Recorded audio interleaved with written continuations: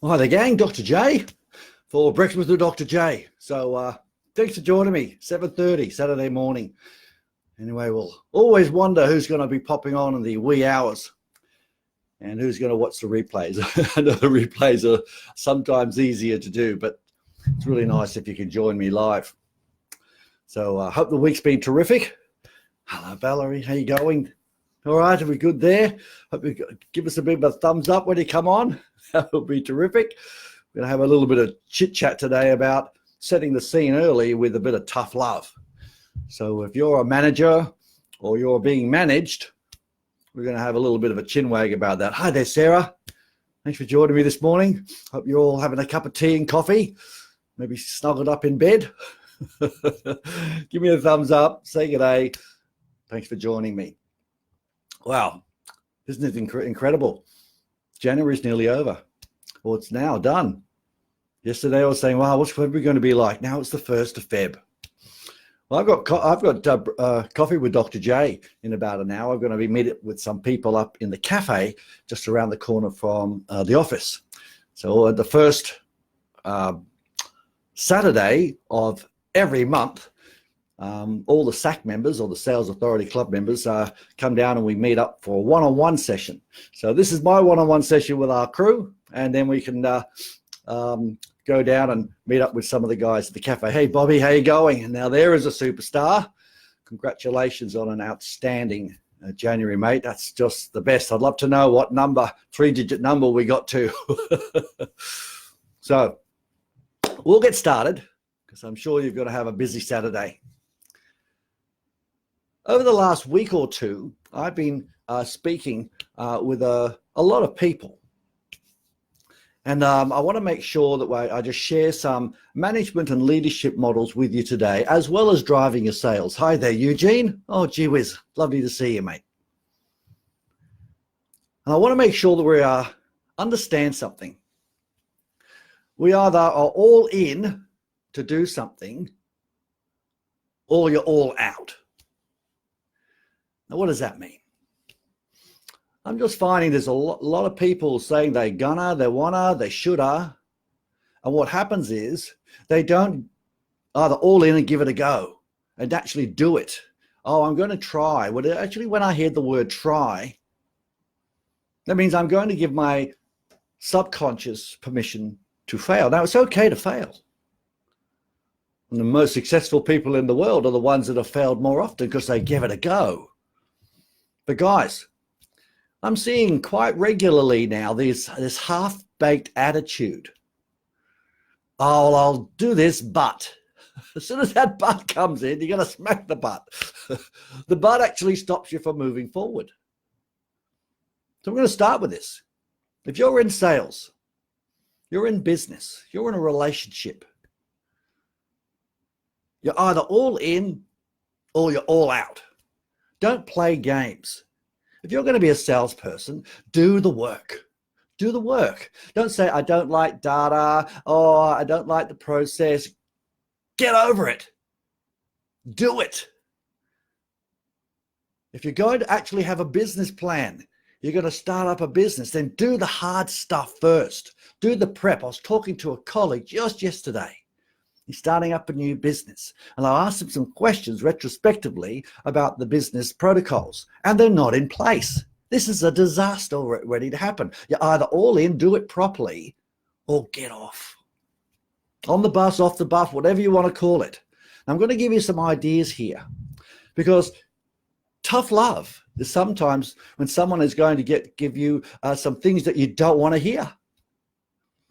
But when I say it's tough love, it's done with the intention and coming from a place of love, not coming from a place of dictatorship. Now, there's a big difference there. You're coming from a place of caring, and I'm going to give you the hard yards or give you the wake-up call.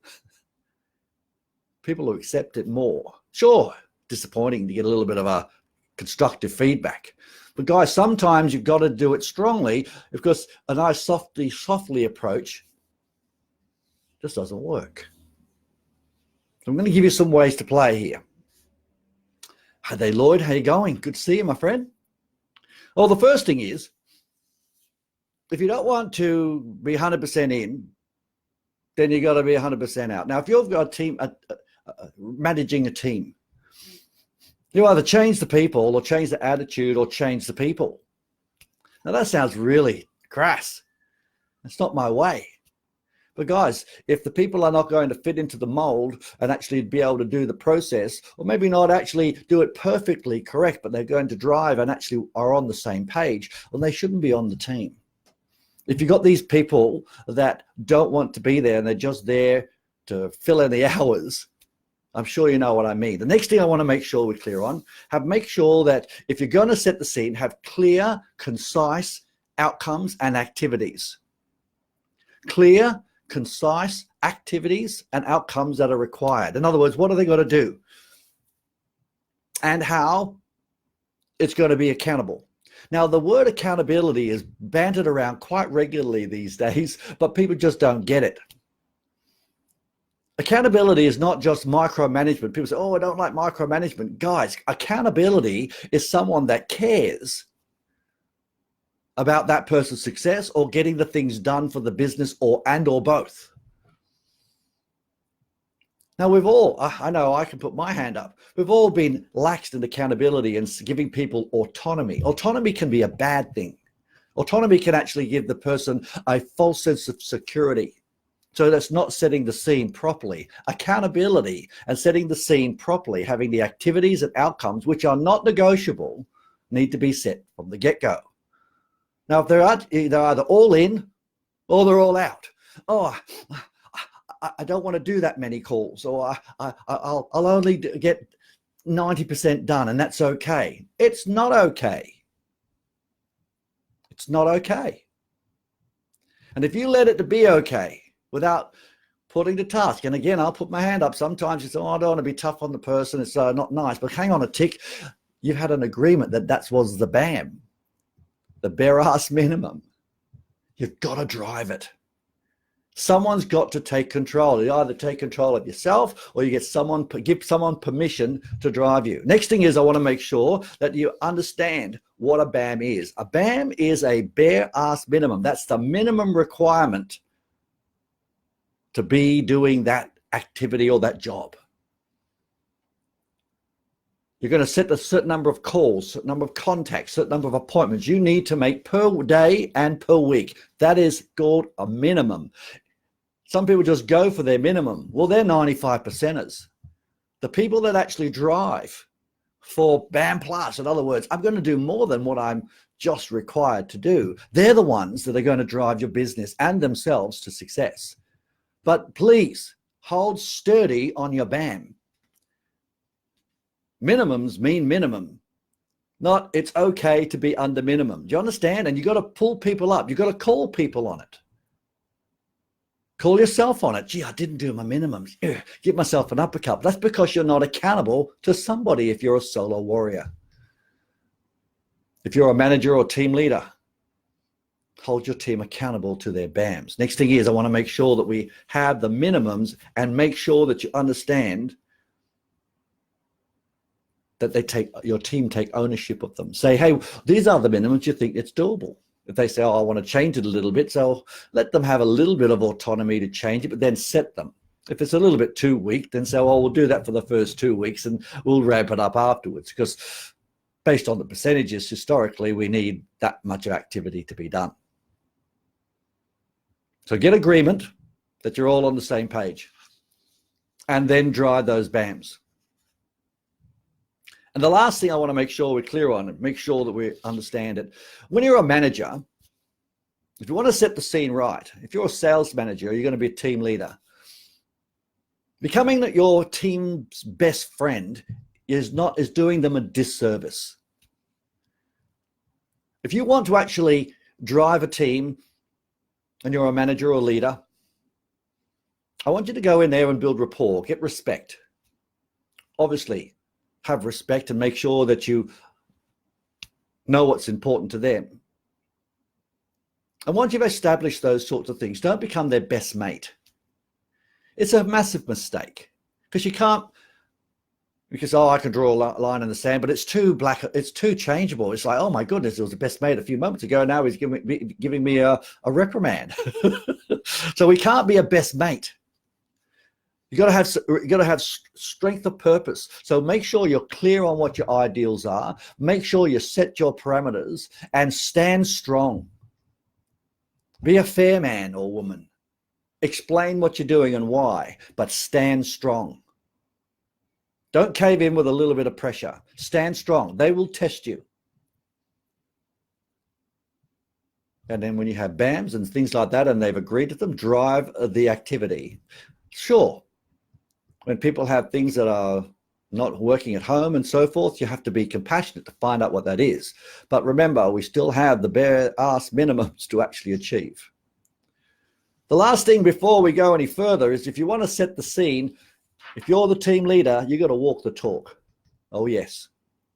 Don't just say, you got to do this and you got to do that. Walk the talk.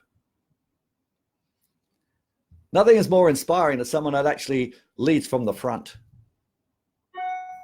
And if you're a team leader, lead from the front. Walk your talk. Don't just tell them to do. Let's do it together. I'll show you how. And then hand it over. Hand the baton over. So this is quite critical. I spent a bit of time to make sure you're really clear on setting the scene. Once we've set the scene, the next thing is I want to make sure that we understand the process of noise. I hear it regularly with sales professionals, managers, owners, directors, and they come up with this big, long, noisy conversation, which is non-specific, and it's a little bit of blah, blah, blah. You say, gee, this is a bit disrespectful, Steve. No, it's not. It's the truth. I want to make sure you're really clear on something here. When I say noise, it's actually people that are being non-specific about stuff, no dates, no deadlines, no activity conversations. Say, we'll get this sorted. We've got to get this thing done. And all of a sudden we say, oh, look, we're going to do 2,500 this week. It's going to be amazing. It's all noise. There's no process in place. There's nothing that can be inspected. We can't actually review it. Let people get excited about things, sure, but the specificity makes things real. So people overstate things. As a team leader or as a person that wants to make sure there's a reality, check in and make sure it's real. Number two, make sure that you confirm that people know what to do.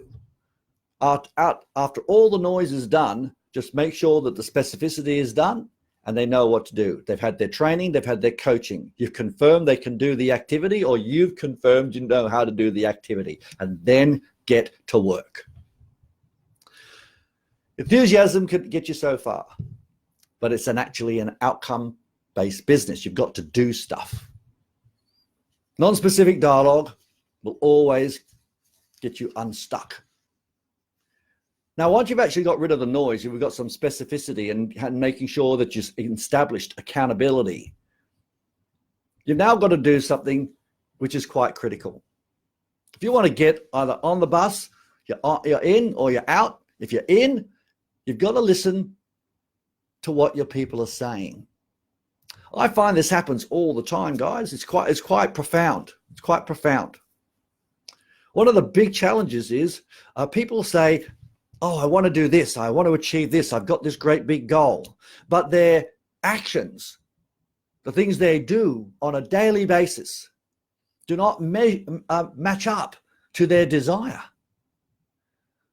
I want to earn this much money. I want to be a this and I want to own that. Oh, terrific. There's your BAMs. There are minimums. And it just astounds me that all these people that say they want to achieve all this stuff and it's just noise because their actions do not measure up to their desire. Effort, doing things differently, raising the bar, asking for coaching, doing the role playing. You know, you've seen those 5%ers. Are you one of them? If you are, terrific. But if you're a noisemaker and so forth, this is a check-in. Just get on or get off. Don't pretend to do sales. Don't pretend to be a manager and just give it lip service. And I'm seeing it quite regularly. These would-be's if there could-be's, and they actually say that they're going to all the noise, but there's no action, there's no effort. They got a 9-to-5 mentality. Oh, well, this took place. There's always an excuse. Give me a break. If I had to do, $50 in a day, or if I needed to do $150 in a day, there would be no way in sundry why I wouldn't do it unless my fingers got broken or something dramatic took place. I would get it done.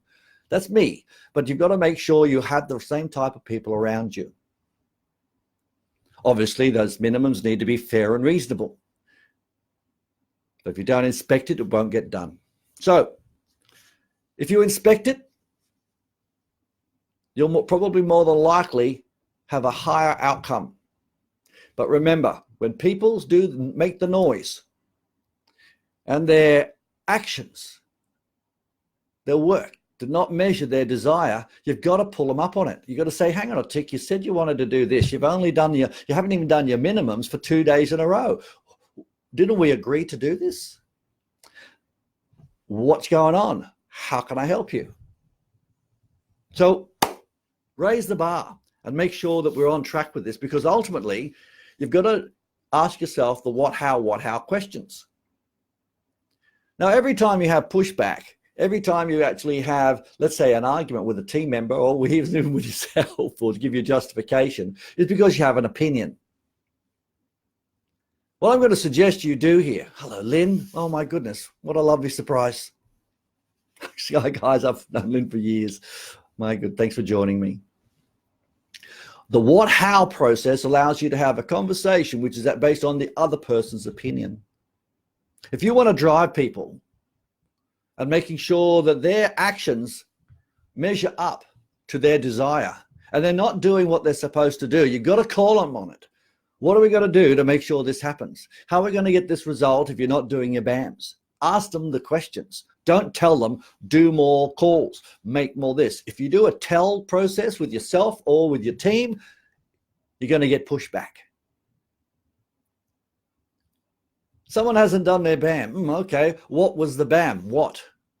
Oh, the BAM was 200. And what did you do? I did 190. How are we supposed to achieve the goal set if we don't make the BAM? Oh, because. What was the agreement? 200. What are we going to do differently to make sure we don't have this conversation tomorrow? Oh, blah, blah, blah. How are we going to catch up on the 10 that we didn't do today? I'll do it first thing in the morning. Oh, terrific. What type of help do you need? I don't need any help. All right, well, how often should I check in with you tomorrow? Oh, I don't need to check in. Well, given that we had we didn't do it today, what time should I check with you tomorrow? Oh, 2 o'clock. Terrific. And how are we going to celebrate when we're done? Oh, let's go have a coffee on me. No opinion, was there? No opinion. What, how protocol for a team leader or someone who wants to drive the BAM, get rid of the noise, get them on the bus or off the bus. You've got to call people on non-performance, no effort. You've got to call them. Now, the way to actually fix this is making sure you get on the same page. Before you start doing all this sort of stuff, you've got to make sure that your team members are on the same page, or the person that your mentor is on the same page. Can we drive this hard? Can we do the damage, so to speak? So it has to be an alignment. When a goal or a process is not aligned, that's when you have a challenge. So got to get on the same page. Number 2, the same page strategy works when there's conversation, not a telling. Sure, there needs to be things that need to be in place for the business, and based on historical numbers, they're the things that need to take place.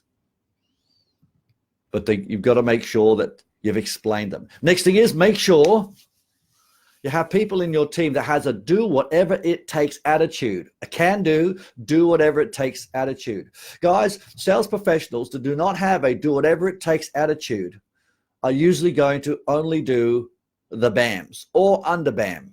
BAM means bare ass minimum. A do whatever it takes attitude is what is required. Not this, oh, well, I've only got this. I'm going to be, dashing off to to ballet or whatever the case may be, a do whatever it takes attitude and a can do has to be in place. Because if it's not, the things won't get done. Halfway. You're not half in an aeroplane. You're not half out of an aeroplane. You're either in or you're out. Are you in or you're out? These are the minimums. How much more of the minimums are you going to do? Guys, you've got to work hard. And then when you've worked hard, then enjoy the fruits of your labor. Sales is the highest paid hard work and the lowest paid easy work in the world. But we have to do the work. If you're a manager or team leader, sometimes you're going to have the hard chat, the tough talk, the tough love, because you care about the person's results, you care about the business, and you have to drive. If the person's not giving you the effort and just giving you lip service, making the noise, they're just taking the mickey out of you. Yeah. Or they're sending you numbers which are just under BAM. Are you serious? Are you serious? You send me a number just under BAM? Out of all the things in the world that people just take just 3 or 4 under a minimum dials or a minimum number of appointments for the week, I mean, that's just taking the mickey. It's just taking granted of your nature. And by the way, if that's happening, you've allowed it to. It's not the other person's fault. If you're a team leader, you've allowed it to. You haven't had the tough conversation. You haven't called them on their BAM. BAM is minimum. We should always doing BAM plus. So to wrap up, how do we fix all this? Well, the first thing is you've got to get permission to have the conversation. Hey, these are the BAMs. I'm going to call you on if we're not onto it. Are okay for that? They go, yep. Okay, well, we'll check on this every day. Terrific. Next thing is we're going to make sure that you have a public scorecard. What's that all about? A public scorecard is gold. Because what a public scorecard does, it says, hey, this is what I've done. This is what I've done good. But when you have a wobbly day or wobbly week, they go, oh, my goodness. It's not just a little secret between me and the boss. The whole team, the whole sales team, or the small group of people that work in the business know that, oh, I didn't do my BAMs. They're going to not to embarrass anybody to say, why did you do it? That's a private conversation, but you're going to have that conversation anyway, aren't you? What, how, how? But make sure there's a scorecard. Don't have a scorecard, then how can you measure anything? But make sure that you actually get permission to have this conversation. Hey, if we don't do the BAMs, we'll call you on it, okay? I'm sure that won't happen. But we need to do these minimums, all right? Yep. Okay. Are we agreed to those minimums? Yes. Great. So let's make sure we celebrate. I don't have to call you on it. So stand strong. Like I said earlier, stand strong. Have respect. Coach, train, mentor. But call people on if they're not putting in the effort or not actually doing what they said they're going to do. Integrity. Tough love is love. It's not a grumpy person being a dictator.